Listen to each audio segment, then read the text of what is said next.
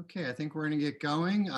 Welcome everybody to the Church of St. Martin in the Fields annual financial report, done annually on the first or second Sunday in February. I want to welcome Tom Sibson, our accounting warden, who will be presenting, and Natalee Hill and Al Good from Stewardship who will be presenting. So thank you so much. I will share with you the agenda, which comes next here. Here it is. We will lead off with a prayer. Then Tom Sibson will do the results for 2020. Because we're on his presentation, we're actually going to go right into 2021 budget with him. I think at that point, we will pause for a little Q&A. Then we'll do stewardship with Al Good and Natalee Hill and have another Q&A. That way our Q&As are close to each other. And then I'll do a little bit of looking ahead capital needs. And we'll have our final chance for questions and comments. Natalee, did you take over admitting people at this point or? Yeah. Okay, well, welcome all to our finance meeting. Thank you for joining us on Zoom. If we were doing this in person, I'm not sure if anybody would be here because of the snow today. So Zoom is a blessing. Let's begin with a prayer. The Lord be with you. Let us pray. Gracious God, we give you thanks that your love and mercy cover the earth with gentleness and grace like the snow that surrounds us today. Help us rejoice in all your gifts so that we may, through our sacrifice, through our thanksgiving, through our common effort, glorify your name in all we do as a parish, showing the world what your love means through our action and our words.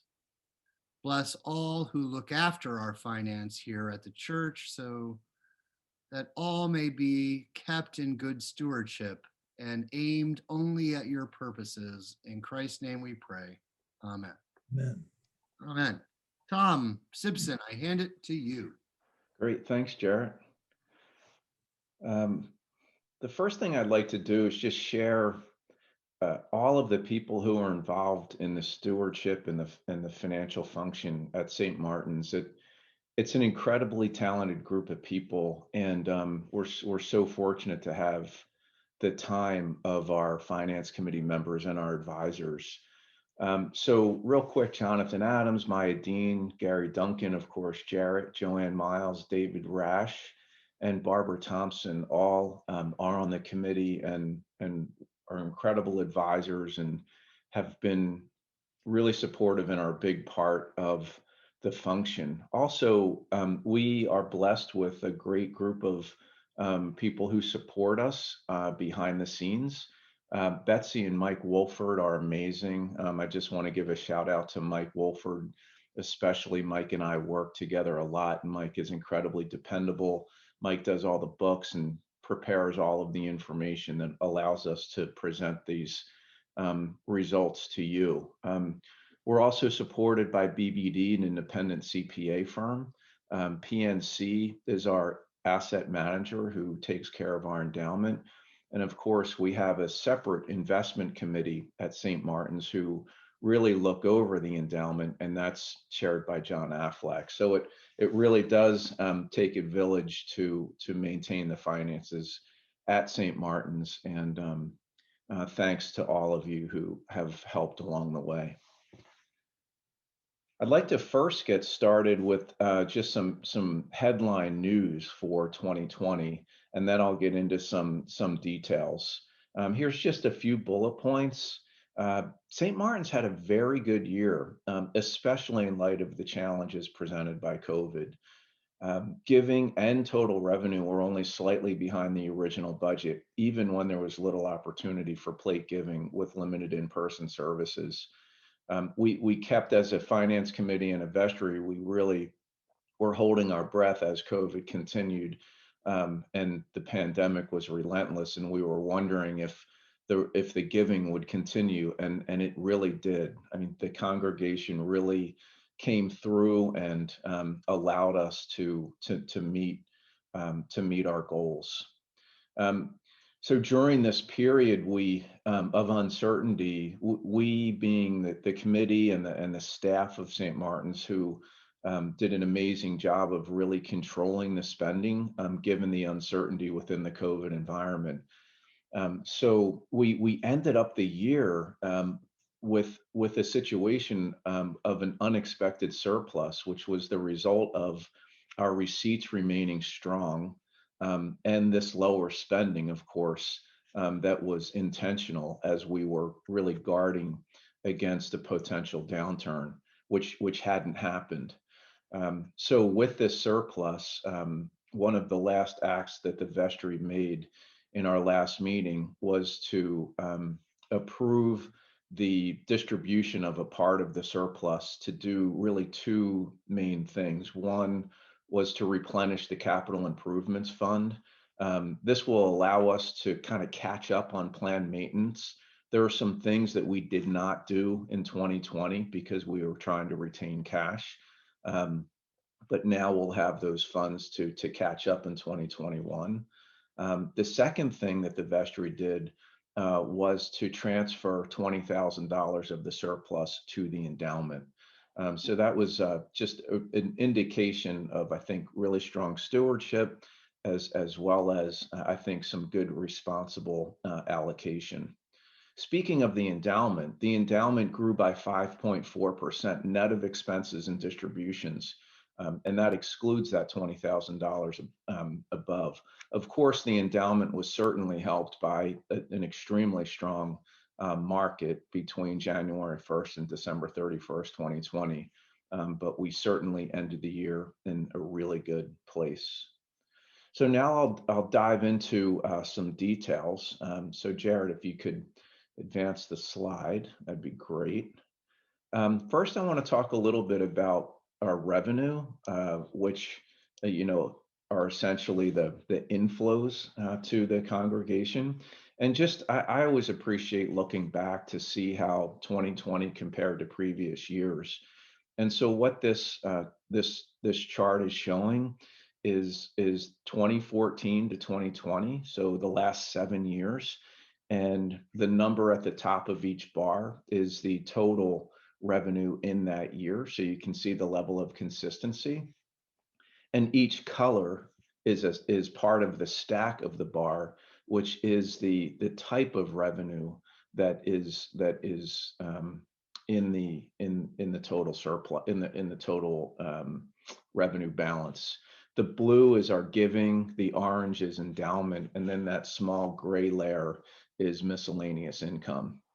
All in all, our total revenue was 0.4% higher than 2019 and just 0.2% less than the 2020 budget of $1,099,000 in 2020. So as I mentioned in the highlights, we really did an amazing job at coming in really right on budget and actually slightly ahead of prior year. You can see the level of consistency that we've had, especially over the last 4 years or so, where we've been hovering between about $1 million and $1.1 million in total revenue. The endowment income includes a $173,700 draw from the endowment. So that's an allocation that we take from the endowment each year for operations. In prior year, it was 4.5% of a trailing 3-year balance. In addition, the endowment income included about $212,000 from the Woodward Trust. Giving, which is the blue bar, included about $644,000 from pledges, which is the vast majority of giving. The balance of giving are just essentially non-discretionary gifts that have been made from time to time, not associated with a pledge. And last but not least, albeit a small layer, is miscellaneous income. This is one of the areas in 2020 where we did have a shortfall compared to budget, which I'll share on the next slide, largely because this miscellaneous income is generated through things like weddings and funerals and building rentals, all because of COVID, were virtually non-existent in 2020. So in summary, we had a very strong year in terms of revenue from all sources.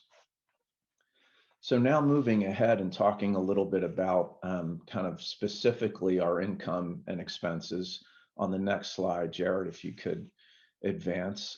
This is admittedly a fair amount of information, but hopefully if this is too hard for you to absorb in this format, we will be sharing these handouts next week, and you can go back and read some of these comments. But as you can see, the revenue section at the top here, I'm comparing the 2019 results, that's in the far left column, to the budgeted results in 2020, to the actual results in 2020.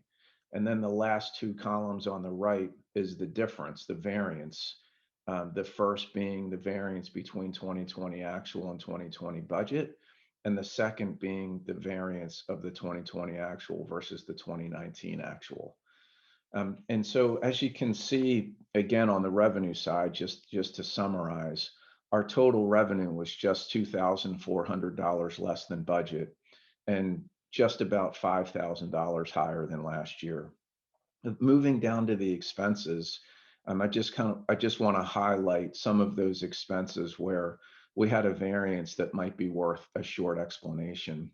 And so what I'm doing here is just really creating some notes that cross-reference the letter that's in that yellow circle to the letter that's on the right-hand side under the highlight section. And you can see really what I'm doing is just comparing the variance in the 2020 actual versus 2020 budget, and just calling out a few things. The clergy and program staff was more favorable than budget, meaning we spent less money than we thought we would, largely because the clergy staff was reduced in the fourth quarter of the year. Letter B, liturgical supplies were actually higher than budget.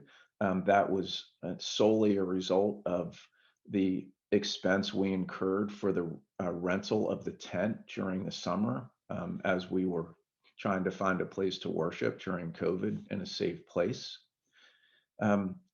Letter C, 2 letters down, you see that our administrative costs were much less than budget. This was largely generated by fewer staff-related expenses than we originally thought we would have. This gets to sort of the second section of these highlights, and as mentioned in the previous slide, the Finance Committee and the vestry elected to allocate about $60,000 of our 2020 surplus that was created by that reduction of operating expenses. And those three things are included in our actual outflows for 2020 because they were made these allocations were made at the very end of the year. The first allocation was to prepay a portion of our diocese gift, which is included in our community engagement budget in letter D. As mentioned, we transferred $30,000 to the Capital Improvement Fund, which is included in our buildings and grounds outflow. And then lastly, we transferred $20,000 to the endowment shown separately on the left in note F. And as you can see at the very bottom of your screen, we ended up the year in 2020 with a surplus of $31,000, even after these special allocations that were made at the end of the year. So again, very good year in light of the pandemic. The staff and everyone involved, I think, did an amazing job of really managing our expenses and allowing these special allocations and a final surplus for the year. So I'd like to also spend a little bit of time on the next slide, just talking about our funds and investments. So what I just went through was essentially our inflows and outflows, really essentially from operations. A very important part of St. Martin's financial condition is, of course, some of our key fund balances. Firstly, we have just our basic cash account, which ended the year at $33,000. So this is the surplus that was generated in 2020. Our capital improvements fund was replenished, as I mentioned, not only by the $30,000 allocation, but also through a $20,000 gift from a donor. So our capital improvements fund is higher than it has been in a couple of years at $95,000. Our endowment funds totaled about 4.225 million by the end of the year. Again, largely because of a strong market, but I just kind of want to take everybody through the sort of the ins and outs of our endowment. So we started the year just over $4 million. We had investment gains of really almost more than $400,000. We had equity gains of 313, and then interest and dividends of 95,000.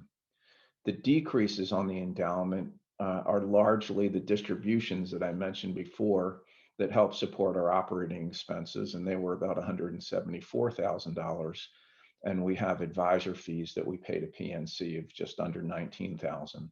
So the net increase in the endowment was just about $216,000. This slide at the bottom, for those of you who are interested in how the endowment's invested, it's generally about 70% equity, 30% fixed income. And you can see the balances as of January 15th. So slightly higher than the year-end numbers. But just to give you all a sense of the allocation and how the investment committee sort of oversees those funds. This is the high level view. So not only did St. Martin's have a very strong year and a very healthy year in terms of revenue and expenses, St. Martin's funds, our operating funds, our capital improvements fund, and our endowment fund all had positive years, and we ended the year in a very strong position.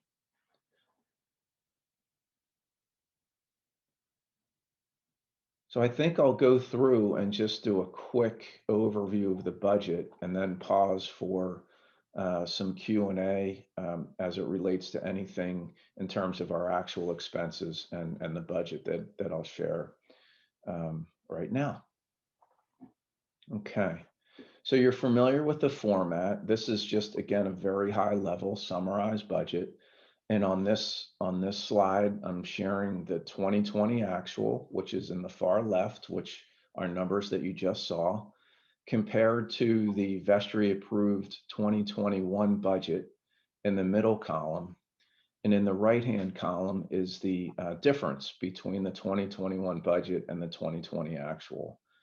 On the right, similarly, I threw in a few notes just so there is a high-level explanation for some of these variances that you can see.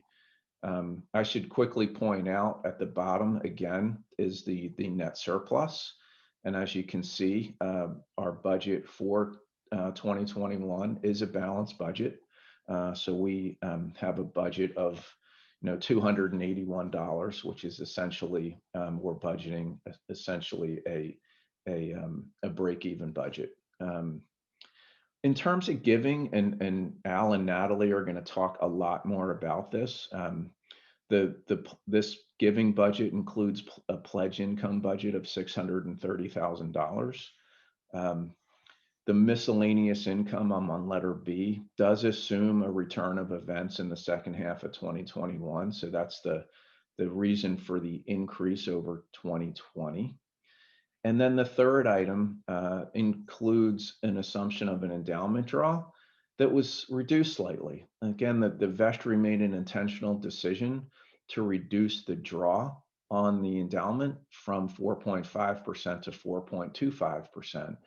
Again, the goal is to try to rely on the endowment a little bit less for operations to make sure that the endowment is here for many, many generations to come.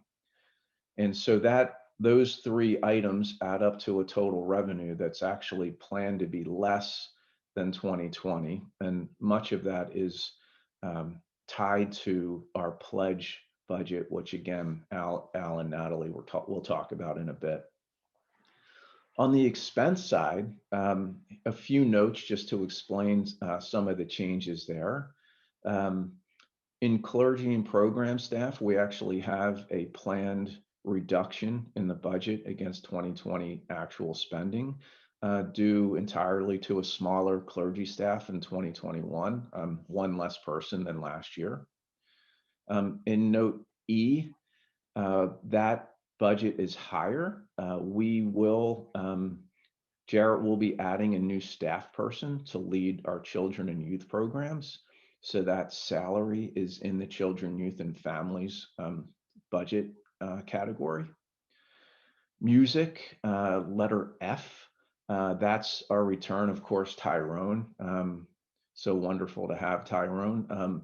We have the return of a full-time music leader. So that's the driver behind the music budget change. In community engagement, letter G, this increase is the result of the payment required for the remainder of our 2021 diocese gift. It's higher than 2020. This is a little complicated because in 2020, we did not make a gift because we made the full 2020 gift in 2019. So 2020 was a little bit understated because we actually paid the gift in advance in the fiscal year prior to 2020. In letter H, administration, that includes computer purchases that are needed for the staff, as well as an increase in audit fees and administrative staff wages. Just to talk a little bit about the audit fees, we haven't had a full audit in a few years at St. Martin's, so I think it's good, healthy process and procedure to invest in a full audit every 3 or 4 years, which we'll be doing this year. And then last but not least, column letter I is a reduction because as mentioned before, in 2020, we had that $30,000 transfer to capital improvements fund, which was included in 2020, which we do not have in the 2021 budget. And so that's the summary of our budget for 2021, and our hope that we will have at least a balanced budget, and maybe we'll have another surplus that we can be talking about this time next year. That is all I have to share with regard to the 2020 results and the 2021 budget. Happy to take questions or comments, or if anyone has any insights they'd like to share. Great. Thank you so much, Tom. Super well done as always. Let's go to questions with Tom, if that's okay. If you have a question, you can write in the chat. I think it's the best way to do with a couple of pages of people here. So if you have a question, write it in the chat while staying on mute.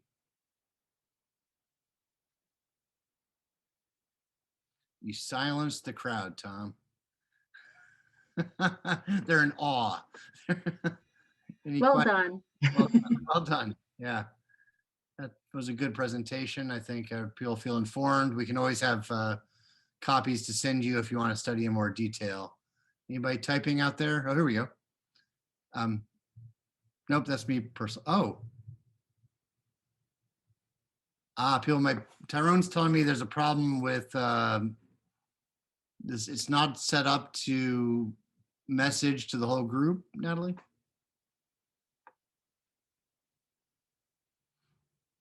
You can write your question to me directly, or who can you write questions to is the question.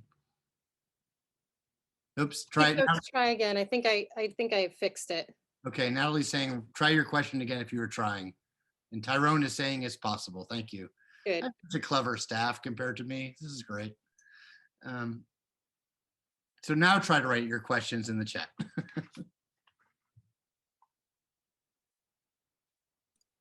And let me know if it's still not working. I did get one comment from Dick Dupuis who said, well done, clear and organized. Thank you, Dick.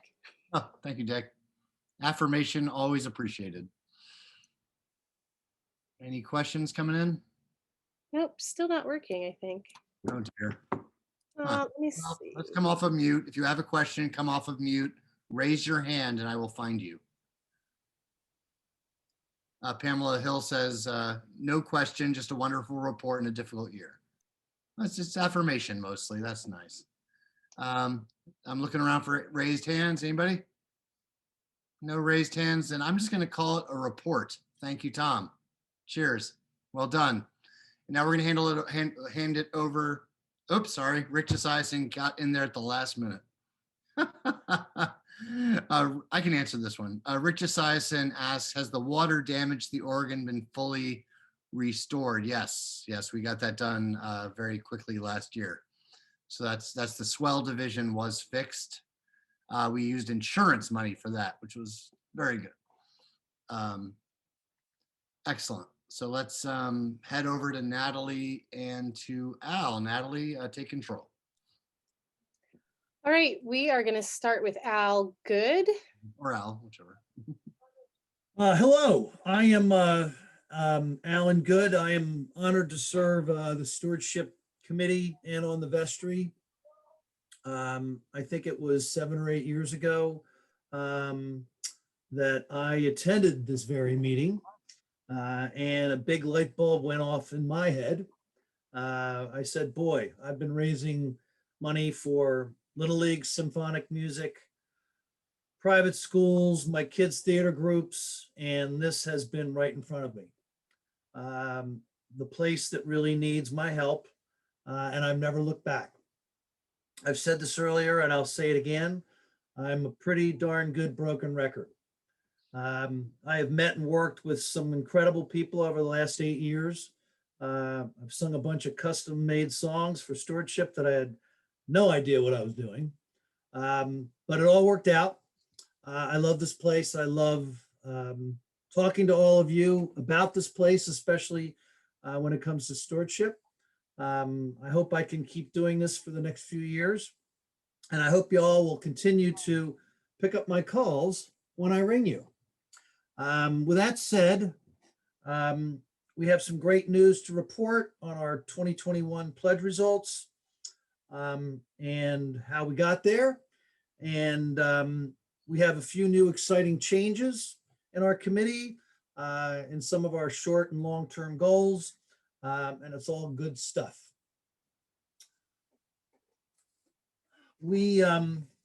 Our goal for 2021 was $670,000. It was based on last year's results and strong giving reported throughout the year. We had quite an unusual year, as all of you know. It was a campaign led by our friend Reverend Ann Thatcher, who did a great job for the last few years. And as we know, she's moved on to bigger and better things. Congratulations to her. And the committee, our committee at that time focused on reminding us that we are together, even though we're all apart. We have a new leader.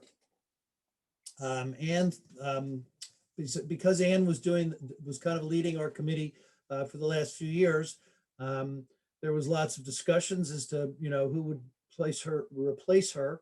And the exciting news is that we have someone that everyone knows very well, our friend Natalee Hill, Natalee Hill, hooray, has been with us really since Jared came here a few months after Jared came aboard.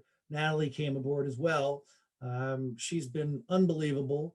I think she'll probably have to admit, she never thought in a million years that she'd be doing this much work 10 years from now.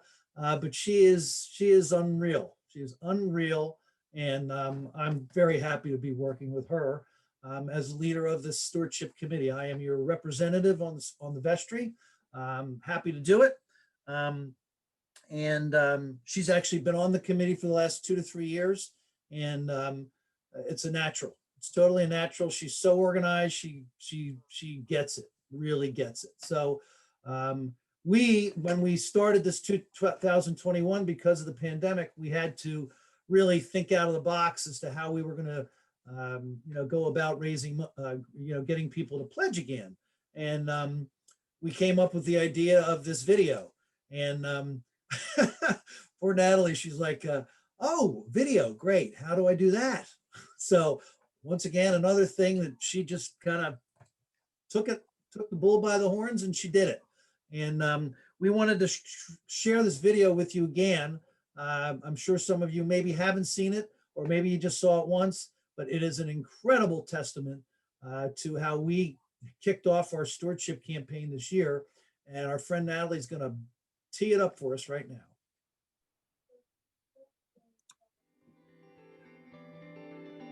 We are St. Martins. We are St. Martins. We are St. Martins. I am St. Martins. We are St. Martins. We are St. Martins.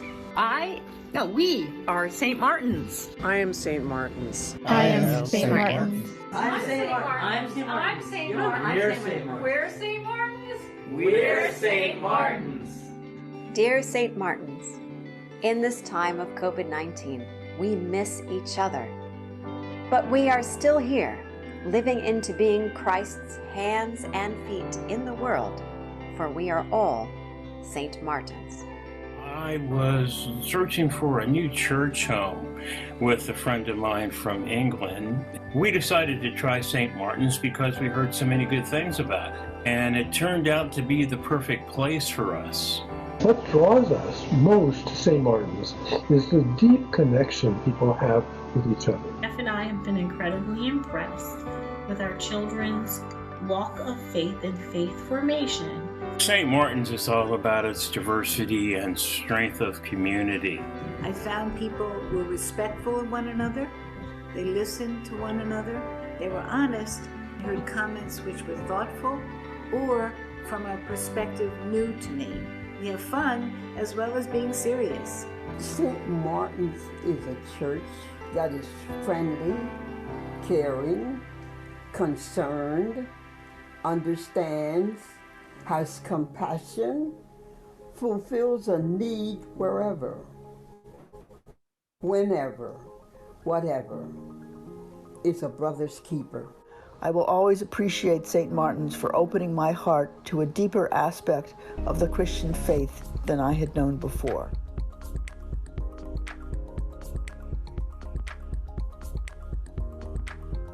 We continue to find ways to come together as one church. For God, you have promised that wherever 2 or 3 are gathered together in Christ's name, He will be in our midst. Thank you for your generosity in 2020. Your pledge will keep us humming in 2021. I am. I am. I am. I am. I am. I am. I am. I am. I am. I am. I am. I am. I am. I am. I am. We are. We are. We are. We are. We are. We are. We are. We are. We are. We are. We are. We are. We are. We are. We are St. Martins.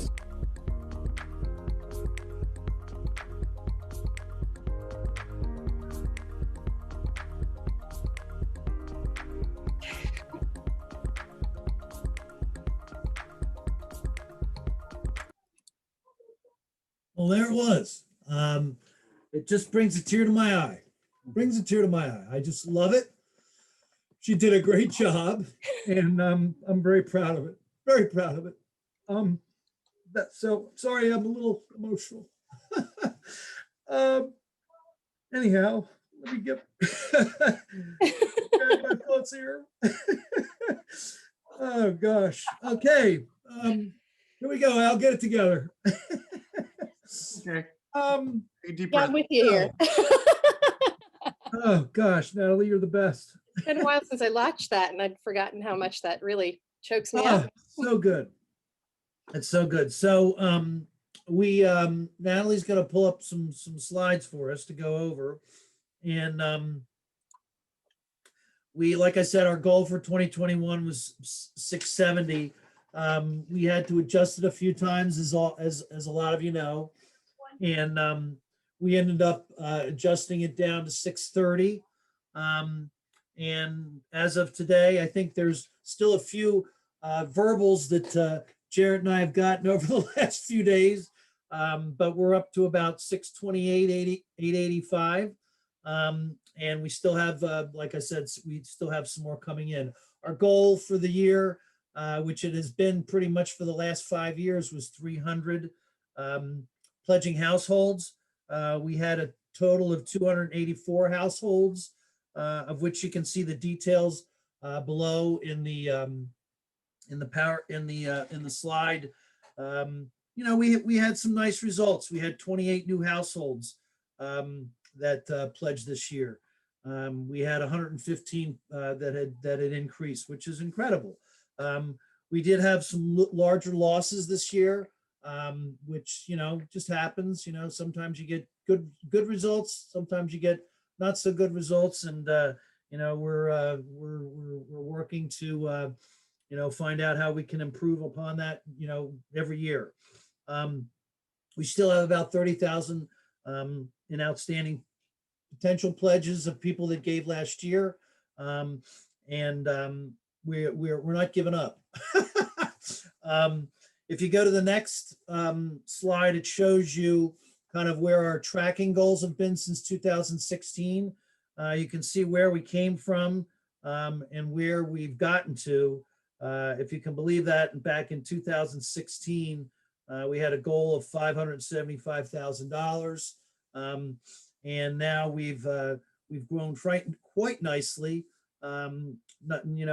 Not surprising to see a little dip from 2019 to 2020 as far as our pledge goal, but still, I think we're on the right track.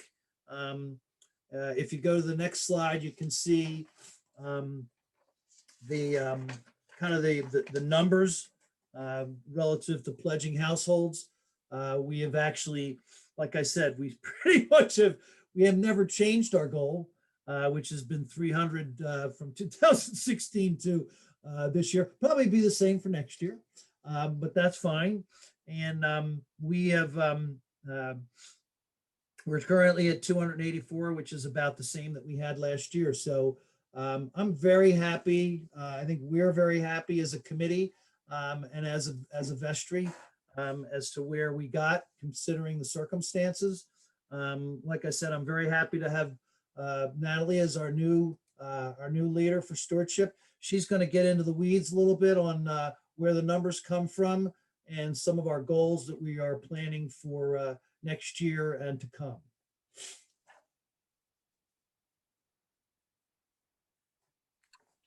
All right. As I ask my kids in the background to be quiet. So I wanted to run you all through a little bit about what do these pledges represent? What does this actually look like? I know sometimes it's hard to understand where exactly that money comes from. Do we have tons of people who are giving lots of money and only a few giving just a little bit? What's our balance? So these next slides kind of help to illustrate the reality of what it looks like here at St. Martin's. So this is an array of where all of the pledges fall. Along the bottom, you can see our top pledge is $21,000. That's way up over here. You can see that the very high amounts get pretty sporadic. The pledge that is made most often, I think there's 21 households that are at 1,000. You can see that the commonality is that the numbers are on the lower end. We have a lot of folks who are able to give. We have a lot of people who give, but the numbers tend to be in the right-hand side on the lower end, definitely less than 5,000. So what does that look like as a bar graph? I have it broken out this way. Just to be clear, these blue bars up through here represent ranges of $500. So this is the number of pledges between $0 and $500, $500 to $1,000, etc. That continues all the way up to here. These two, the range jumps significantly because it was easier to lump them together. So this is about a $5,000 range that's represented here between pledges of $5,000 to just under 10, and this is 10 up to the top end. I also highlighted for you here, for the last several years, we've been using a benchmark of $3,700 per household is what it costs to operate St. Martin's. That's what the cost looks like if we don't use our endowment. I know that the last several years, the Finance Committee's been trying to reduce our dependence on our endowment, a small percentage at a time. And so that's why we started reporting what that number is, to make it clear to folks what we're trying to get to. So that's why I highlighted that, because that's where that range falls. So one more time, here's another way of looking at that number. This is our really strong foundation of committed households to St. Martin's. It is a big, broad number of folks. It's 240 households. They all fall below that benchmark, but it gives us a really strong foundation to build from. These are the folks who are just about at our benchmark, slightly above, and again, the ones that are in that really high range. Pardon me 1 second.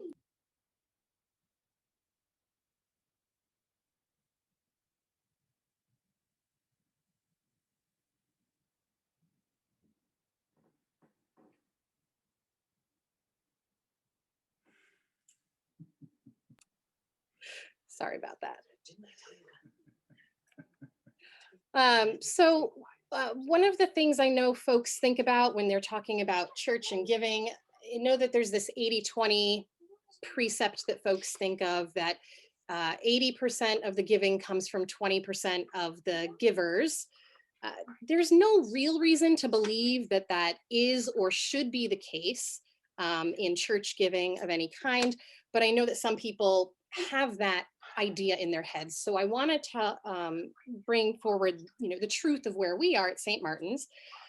We have 10% of our households account for 245,652. That's 39% of our total giving.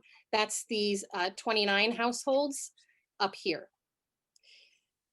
If you include up to 20% of our households, which brings you into this range here, 56 households, that only accounts for 55% of our total giving. So we have a solid 45% of our giving is actually coming from our really broad base of support of people who care about and are committed to St. Martin's. I see that as a real strong indicator of both spiritual and financial health, stability for going forward. We do need to keep encouraging folks to give as much as they can, but especially in a year like this, it's encouraging to see people continuing to make commitments and to make strong commitments to the mission and ministry of St. Martin's. So moving on to my final slide, this is our looking ahead for 2021 to 2022. We have a really wonderful committee that Anne and Jarrett helped to assemble. And I want to be able to use the strengths of our committee members. We have folks who are really well experienced in storytelling and in marketing, and I'm hoping to really engage their talents in St. Martin's this year. So one of the things that we're looking to do is contacting folks a little bit more frequently, just to check in and see how things are going for them, so that we're not only calling people once a year to ask about their pledge, that we're checking in with folks throughout the year. Stewardship is as much for us about maintaining the relationships and caring for the relationships as it is about the money. We are also hoping to share some more good news stories. You saw me putting out a few good news stories here and there towards the end of last year with the help of some of our great storytellers on our committee. I'm hoping to have regular, really great good news stories about the impact of our mission and our ministry, both on the needs of people and the world's needs, and how that's impacting people's hearts and their spiritual formation. Happy to have folks to join us in those kind of subcommittee sorts of ways. So if you're interested in calling and talking to folks, or if you're interested in helping us to tell stories, please let me know. We're going to continue to look at the clarity of our communications around our stewardship.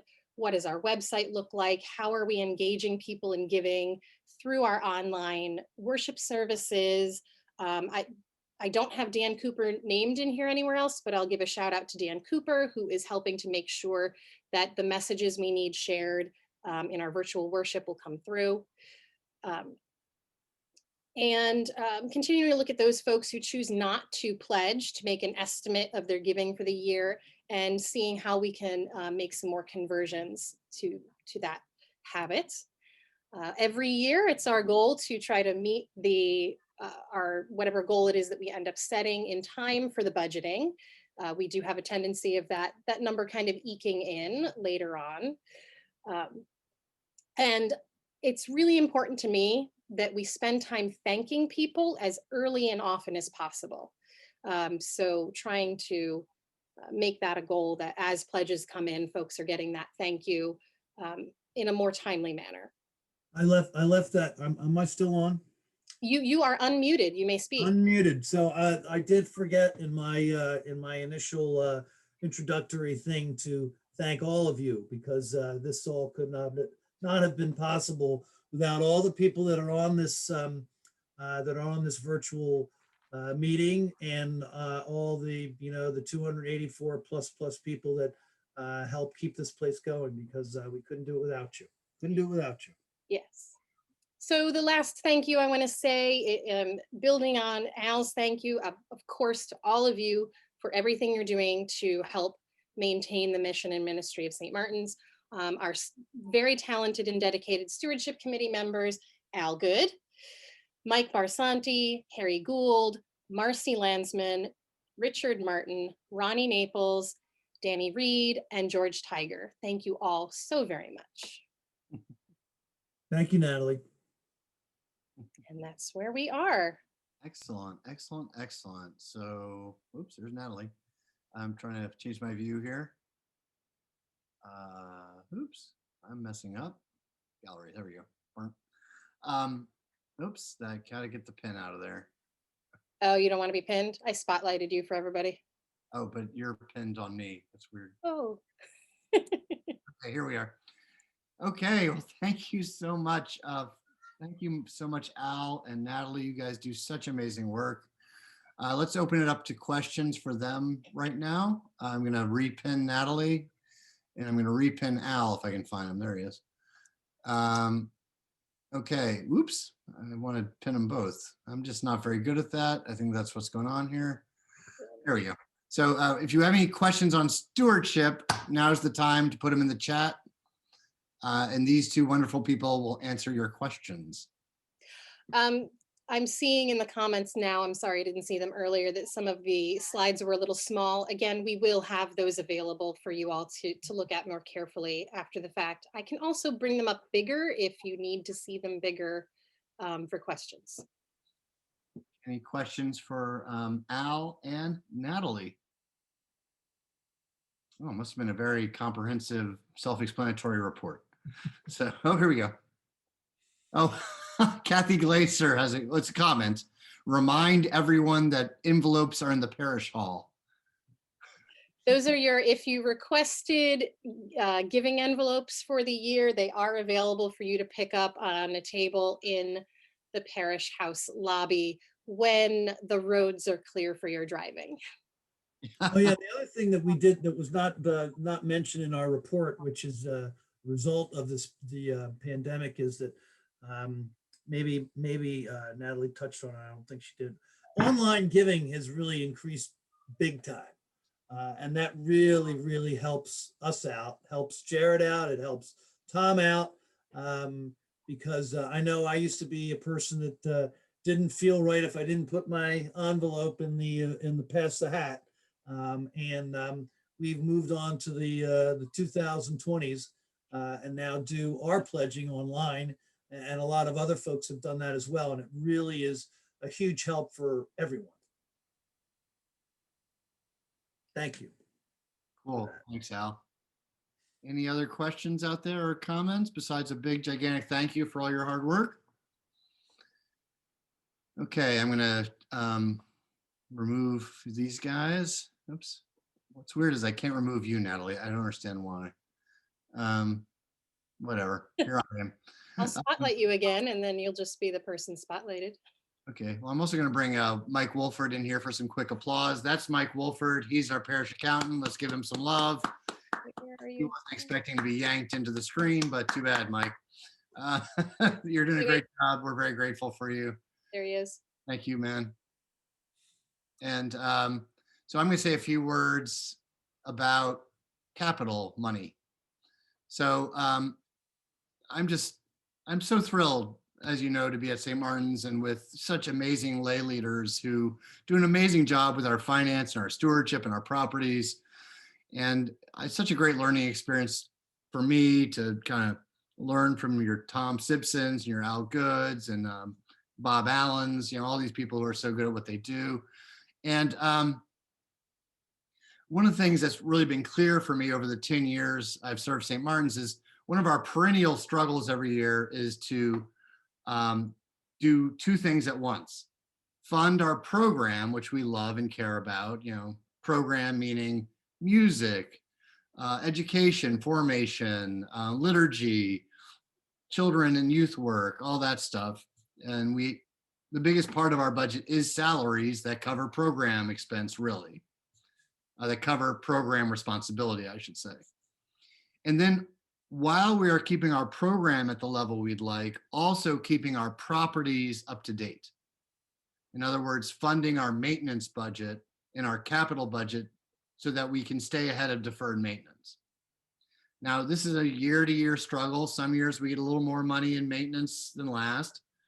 However, we never have enough in our maintenance fund or capital fund to really stay completely ahead of the basic building needs, not to mention to get our buildings out of the way of our ministry. In other words, make our buildings really serve what we do so well. So I say this because it's my belief that we're going to need to get into another capital fund drive period to raise money just for the building, especially for the parish hall. The church was done so wonderfully like 20 years ago now, unbelievable. But it's now time to look at the parish hall and get it up to snuff for the choir, the music room, the music library, for restrooms, which we know are in short supply, but support everything we do from concerts to hospitality, to supper, to education events, to the parish hall, which hosts funeral receptions, wedding receptions, big meals in the parish, supper, big learning opportunities. We need to get our AV up to date for all of that. And finally, air conditioning, because your staff is really dedicated and we work in this building 12 months of the year, and it's unpleasant for at least 2 or 3 of those months. So we want to support our staff, which is great. And so be on the lookout. We have some wonderful teams in properties and in fundraising working towards a capital project. And we're going to go ahead and do it no matter how much we find we can raise. If we can raise $1.5 million, we'll raise $1.5 million. If we can raise $3 million, we'll raise that. It doesn't really matter the amount of money we raise. We just have to get in the pattern of raising money every, I think, 10 years or less. We can't do capital campaigns once every 40 years. We've got to do them once every 10 to 20 years because one of the great gifts of this place is amazing buildings. And we want the buildings to serve our ministry, not detract from our ministry. And I think we got some really cool ideas we're percolating that if we had the right kitchen, we could do like all kinds of dynamic work in the neighborhood with that, and dynamic work with evangelism with that. So I'm super pumped for this upcoming work we'll be doing. So keep your eyes out. This is really kind of a heads up. Any questions on that piece? Seeing none, I think I'm going to adjourn this meeting unless there's any questions and answers for any pieces that we've had come up. I want to thank everybody who did such a great job presenting at this meeting. Y'all did a fabulous job. Really great. And, you know, they do a great job week in and week out. So thank you all who took the time to attend. This is not your last chance to ask a question. We practice radical transparency at St. Martin's.